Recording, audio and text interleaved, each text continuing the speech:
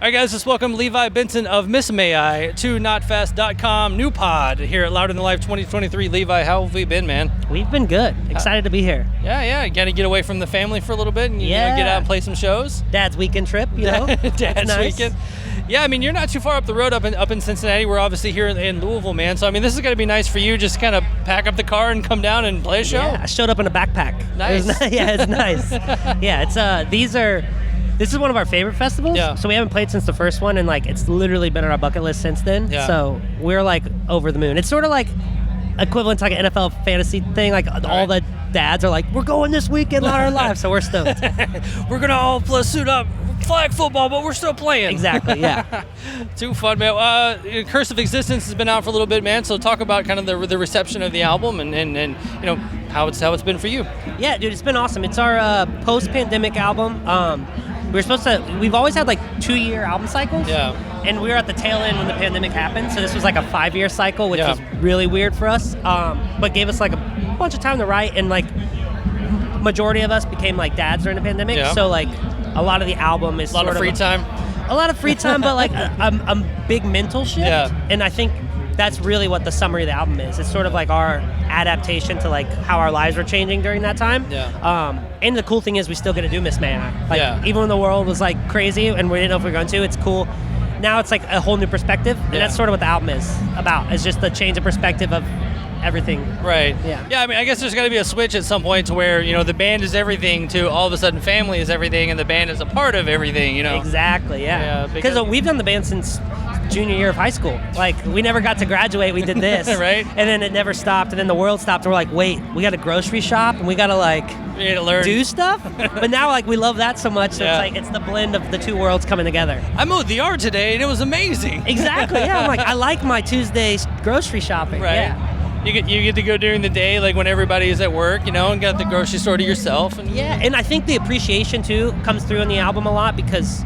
not that we weren't appreciative, but we're so appreciative because, like, when everything stopped, we got to stop, zoom out, and see, like, how cool, like, having Miss May I and, like, how much of an impact it's been to our, not only our lives, but all these people. Yeah. And, because you forget about that when you're not doing it. So, like, it gave us a lot of time to think about it and just, like, I don't know, appreciate it. That's also, like, what a lot of the album's about. So. Right. And it makes these shows different. I appreciate it so much.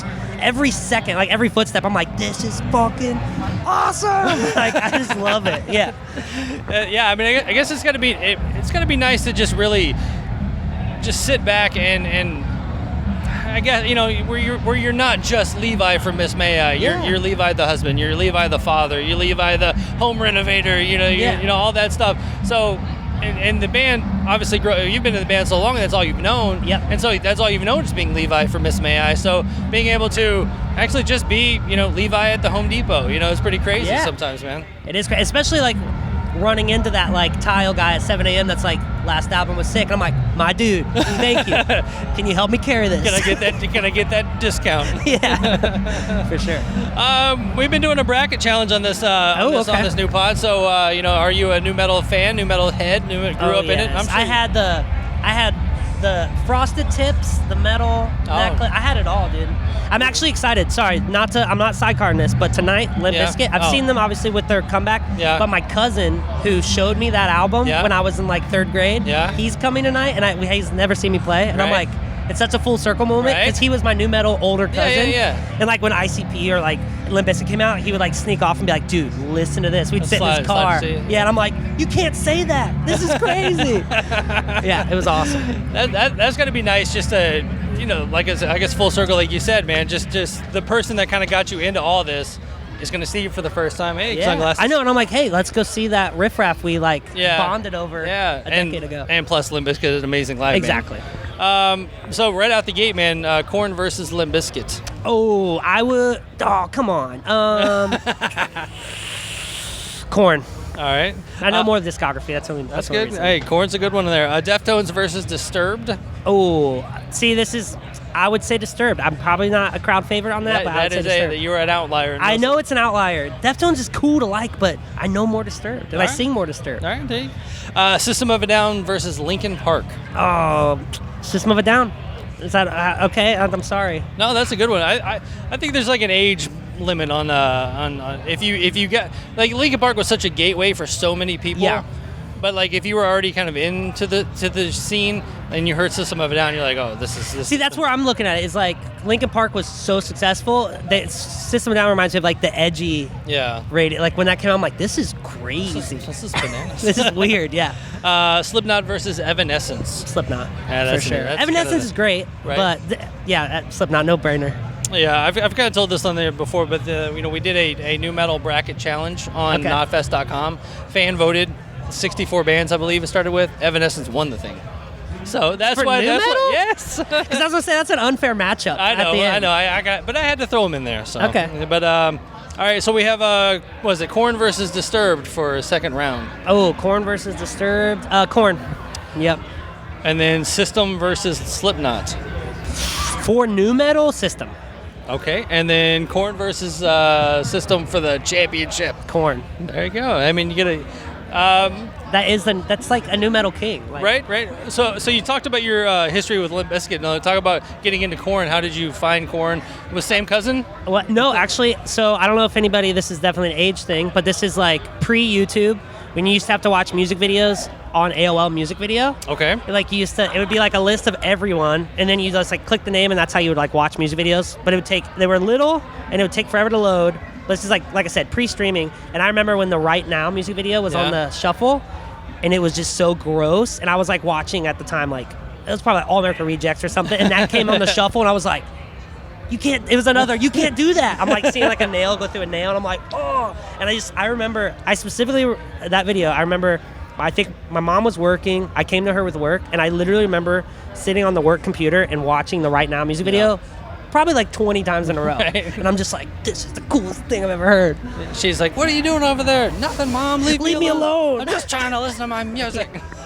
Growing my dreads out. Leave me alone. You probably, if you don't brush your hair a couple of days, you got some dreads. I've had some tour dreads, for sure. Mm-hmm. Some nasty Warped Tour on accident dreads. I was going to say, man, your hair's tamer today than most times I've seen. I did get a haircut. I've heard that a lot today. Yeah. I appreciate that. I was, because I was expecting Claudio from Coheed Cambria to turn the corner, and I see you.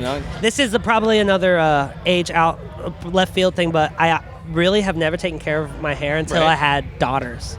I take care of their hair, and I'm like, I should, because we have the same hair. Yeah. And I'm like, oh, I need to buy this. So I have like the same pink brush, the same hair. Like in the mornings, we're doing the same thing, and I'm like, wow, look at the volume. This is nice. I used to just wake up and go, and I do theirs, and I'm like, I could do this to my hair. So that's what I learned later in life, how to take care of my hair. Well, I guess better late than never on that one. That's true. That is one nice thing about having daughters. You do get to learn some skincare treatment. You're like, oh, you're supposed to use a lotion? Okay. I always tell people I'm hoping I'm like the cool-looking dad, because I feel like if you have girls, they won't let you leave the house looking stupid. Right. So I'm like, I'll always be in style, because they'll watch my back. Right. Yeah. Maybe.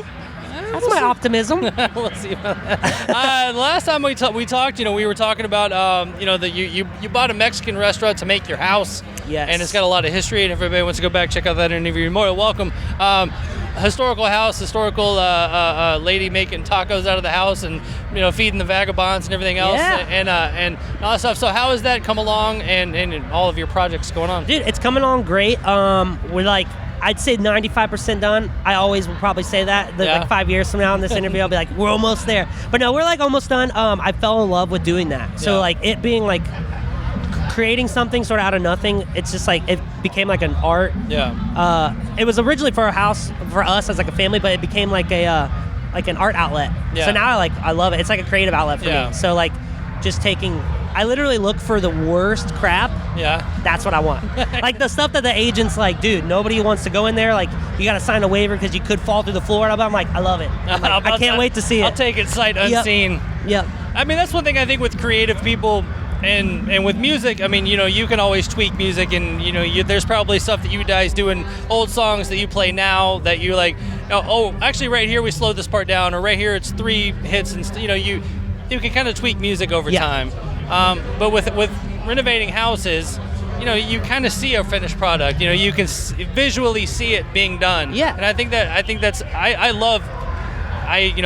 helped build stages at one point in my career, and it was one of the most satisfying jobs I'd ever seen, because you would walk into a pile of lumber and walk out with a Christina Aguilera stage. You're like, what's going on here? But yeah, it's got to be nice for you. Yeah, and the seeds, it's sort of like, too, if you want to like bring music and that together, it's like the sing something out of nothing. Yeah. Like, not everyone can see that. Yeah. Like, there's been so many rooms I've walked into, everyone's like, no fucking way. And I'm like, oh, this will be great. Right. And like, we love it. And like, same sort of goes with like in music, everyone's noodling around at rehearsals or like writing sessions. And then like, you hear that one riff and everyone's like, wait, okay, maybe we can make it's like almost the same. It's like parallel. Yeah, there's nothing better than like the guy at rehearsal, like, you know, tuning his guitar, and you're like, what was that? He's like, I don't know, it's just so much, just jamming. Do it again. No, do it again. Yeah. No, do it 4 times. And then remember that riff you did the other day? Yep. Like, That's like, the best. Starts You going. almost like feel like a warmth of like, Yeah. it's like you're like connecting with all your like, right, like it's a great, it's almost, it's out of body. Yeah, it is out of body. And like everybody has that shit-eating grin on their face, you know, when they're all just like, it's all clicking, man. It's the most beautiful thing you can ever do, man. It's the best. And build houses and have daughters and all this you know, stuff. there's all this other stuff I guess you gotta do. Life catches up. Life does catch up, man. Well, once again, Levi, thanks for taking some time here at New Pod, notfest.com, and check out Miss May I. Yes, thank you guys.